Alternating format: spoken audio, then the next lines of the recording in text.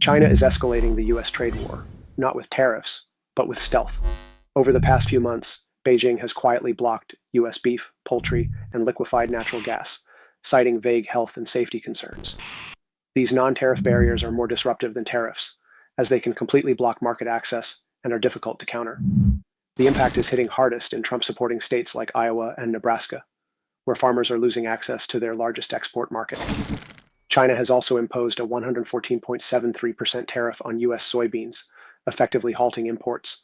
Additionally, exports of liquefied natural gas have been suspended due to a 15% tariff.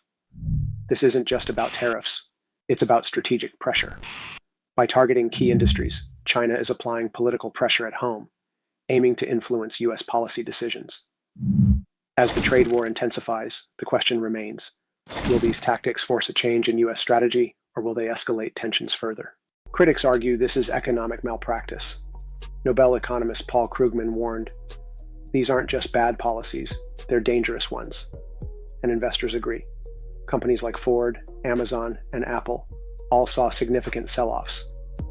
But supporters, they call this necessary pain. Trump loyalist Peter Navarro said, this is how you build a sovereign economy. America first doesn't come free. The market may bounce back, but the signal is clear.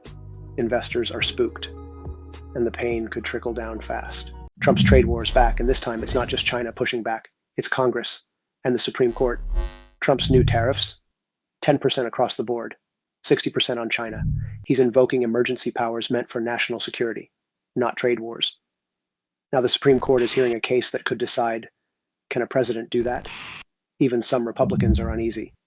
Senator Chuck Grassley of Iowa says, the Constitution gives Congress the power over tariffs, not the president. Senator Mike Lee of Utah calls it economic authoritarianism, adding, it's time for Congress to reclaim its authority. But others are backing Trump hard. Senator Josh Hawley of Missouri says, Trump's tariffs are how we bring China to heel. This case could give presidents unchecked power over the economy, or finally check it. All eyes on SCOTUS. This isn't just about trade, it's about power. Peter Navarro claims Trump's proposed tariffs could rake in over $6 trillion in revenue. That's more than the entire federal income tax haul in a year. Sounds huge. Also, totally disconnected from reality. Independent economists say Navarro's math doesn't just bend, it breaks. Why? He assumes 100% of imports would be tariffed. That never happens. He assumes no one shifts supply chains, buys less, or dodges tariffs. Spoiler, they will. They always do. Factcheck.org reviewed multiple independent analyses. Even the most generous scenarios cap tariff revenue far below Navarro's claim. One estimate, closer to $300 billion, not $6 trillion, and that's before factoring in consumer pain and global retaliation. This isn't economic strategy, it's campaign shock value. Tariffs aren't a free lunch, they're a tax on us. And $6 trillion, that's not policy, that's fiction. Trump just dropped new tariffs on China. But guess what got a last-minute hall pass? President Trump escalated the US-China trade war with sweeping new tariffs. But in a sudden pivot, he exempted smartphones, laptops, and semiconductor chips. You know, the backbone of the digital economy. Why?